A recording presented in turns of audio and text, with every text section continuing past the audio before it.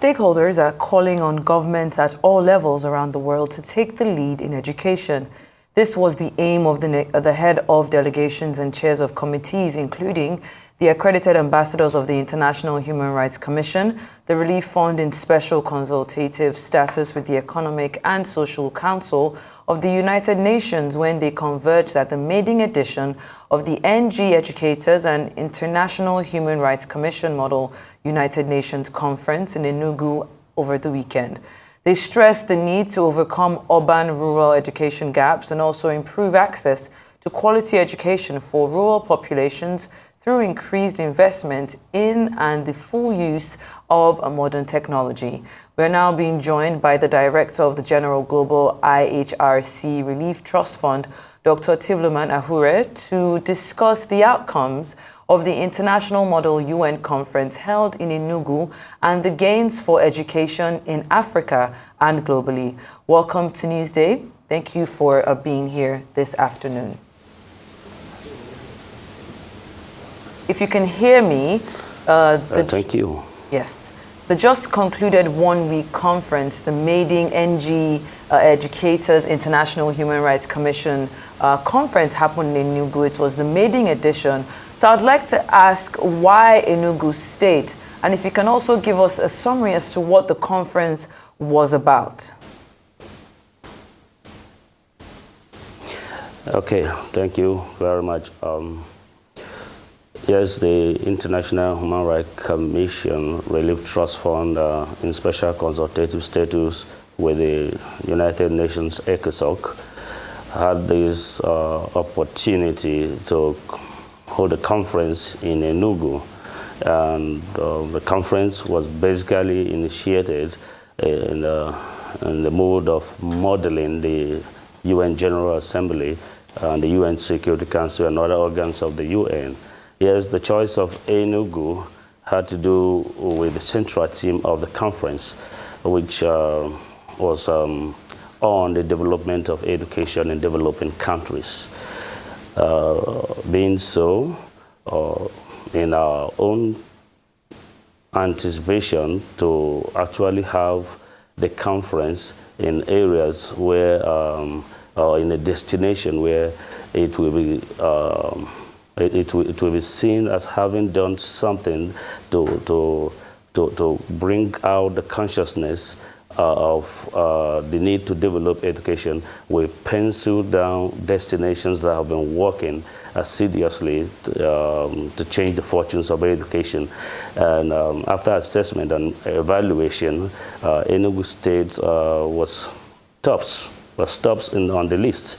And so we came down to Enugu State to hold this conference after duly informing the executive governor that we carried out a rating, and Enugu State, of all the destinations in the global southern countries, we found Enugu State worthy of being pronounced as a destination that is doing well in terms of developing education in these poor countries of the world, in the regions of the world where education deserves better attention, and he's giving good attention. So we gave him kudos and came down here. Now, what Model United Nations Conference pertains is the concept of training delegates who are naturally students in secondary schools. We decided on SS as senior secondary school students, and we also looked at the university students. There was a ratio of 22 secondary school students and 3 university students coming from each state of the country and the Federal Capital Territory, including other foreign delegations that joined. And we came close to having 2,000 delegates who represented the different countries to simulate the United Nations at that level, with the central background and theme of the development of education in developing countries. All right. Can we discuss the outcome of this Enugu declaration? maybe give us some of the highlights of the declaration itself.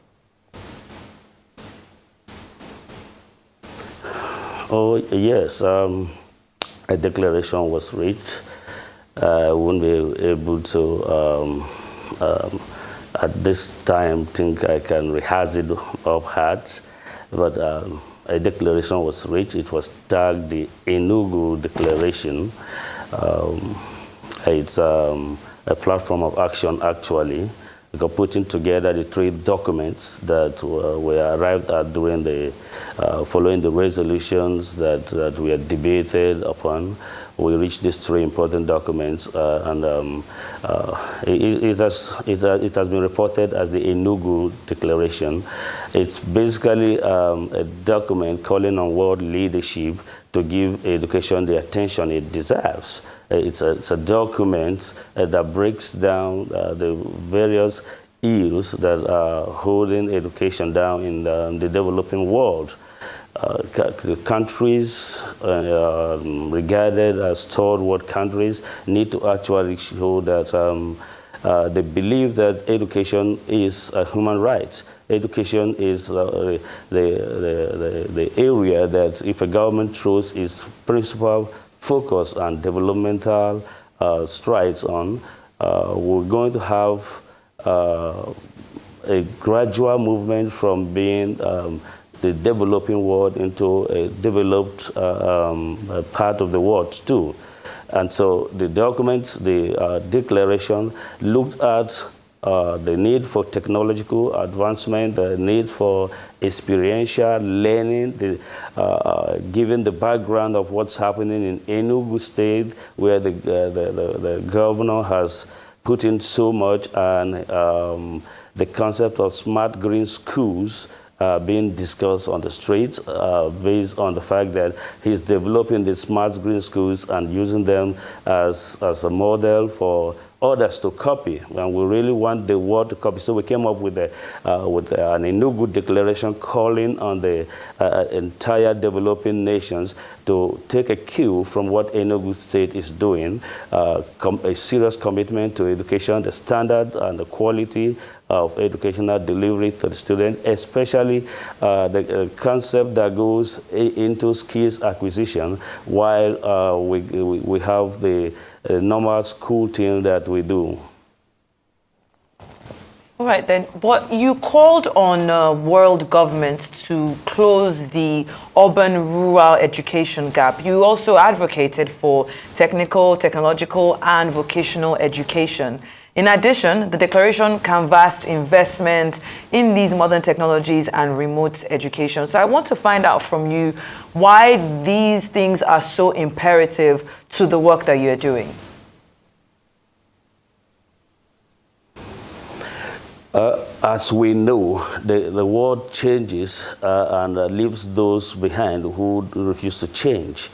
So the current situation today with civilization is that even education too has dynamics, and there's need to bring in megatronics, artificial intelligence, concepts such as robotics into our curriculum today, because the world is moving to a time where maybe even teachers, the requirement to have classroom teachers will be dispensed off with, but then if classroom teachers have to always be there, so these classroom teachers too need to actually develop, need to actually be trained and retrained, and they have to pass through that experiential teaching so that they will be able to also impact that knowledge to the students. The call for investment in education, well, for how long are we going to continue? Countries will remain so grounded with issues of out-of-school children and issues of lip service when they say free education, but it's not free education. We looked at all this, and we called for these things in that document, which we want the world leadership to give serious attention to, and we are actually putting them in strategic. I mean, the document now, the Enugu Declaration, is strategic places, so that that attention required to be given to it will be obtained. All right, and let's talk about Enugu State as the actual venue for this maiden edition of the conference. Why Enugu State? I mean, why Enugu?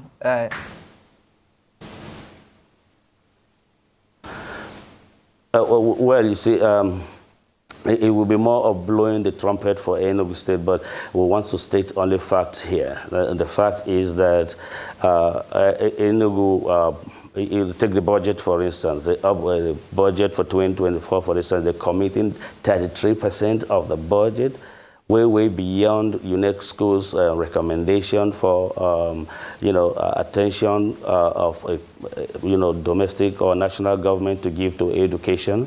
That's even double the percentage. We see Enugu as a place where the government is completely focused on education, and it should be applauded and should be a reference point. A lot of countries that came to participate, and even including state commissioners of education that were part of the Model United, the NG Educators International Model United Nations that held in Enugu, all agreed with this. We agreed with the facts, and the documents that we had, which I call the assessment before we selected Enugu as a host destination, it's a clear signs that Enugu State is pioneering, is leading. Enugu State is providing leadership, and is setting itself properly as a destination where there won't be poverty, there won't be all of the stories we hear about vices in the society any longer, because its population, its children, its people will not have to suffer based on a lack of quality education or lack of access to such. All right then, Mr. Ahure. We are aware that the heads of delegations and chairs of committees visited Smart School in Owo, being one of the 260 smart schools initiated by the current government in Enugu State. What's your impression about the 33% budgetary allocation for the education sector within Enugu, in the Enugu 2024 budget, and how does it compare to what happens elsewhere? Are these are these recommended to other nations or no? Oh yes, take Nigeria into consideration. We have 36 states, and if the 36 states go into same thing that Enugu State is doing budget-wise, as far as education is concerned, and there's a commitment to ensuring that the budget is so properly implemented, and there are no issues around the entire educational sector. I do not think Nigeria will be counted backward in the next 10 years, projecting like that, if it's going to be done at that level. I also see same thing happening in all the African countries or countries of the Global South, across Asia, Latin America, Oceania, and the Caribbeans, and all countries that found themselves within the ambit and orbit of being poor nations. There's a commitment to so have the budgets of our countries, both national government and domestic government, concentrated on education, concentrated on the need to ensure quality learning, and bringing the population, the populace, the entire citizenry into being educated citizens. Then the world will be good for it. Beginning from Nigeria will be good for it, Africa will be good for it, every other region will be good for it, the world generally will be good for it, will be better for it. Well, Dr. Tivumun Ahure, thank you so much for joining us this afternoon here on Newsday.